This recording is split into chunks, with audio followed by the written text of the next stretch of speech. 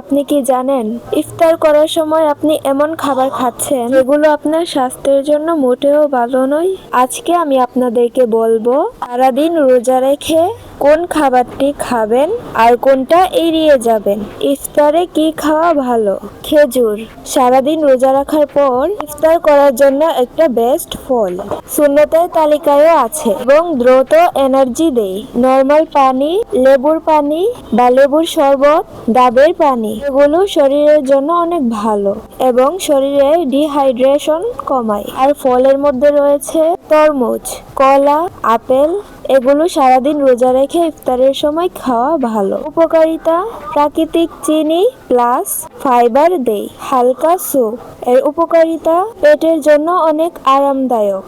সামান্য ছোলা, সালাদ গুলো শরীরের জন্য অনেক ভালো।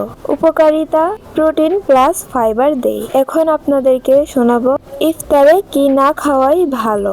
অতিরিক্ত ভাজা পোড়া যেমন পেঁয়াজ, বেগুনি, সমোসা বেশি পরিমাণে খাওয়া শরীরের জন্য ক্ষতিকারক। খুব বেশি মিষ্টি জাতীয় খাবার, অতিরিক্ত ঠান্ডা পানি, একসাথে অতিরিক্ত খাওয়া, অতিরিক্ত তেল ও মশলাদার খাবার খাওয়া এগুলো আপনার শরীরের জন্য অনেক ক্ষতিকারক। সারাদিন রোজা রাখার পর চেষ্টা করবেন স্বাস্থ্যসম্মত খাবার খাওয়ার। সুস্থ থাকতে হলে ইফতার হোক স্বাস্থ্যকর খাবার। এই রমজানে নিজের শরীরের যত্ন নিন।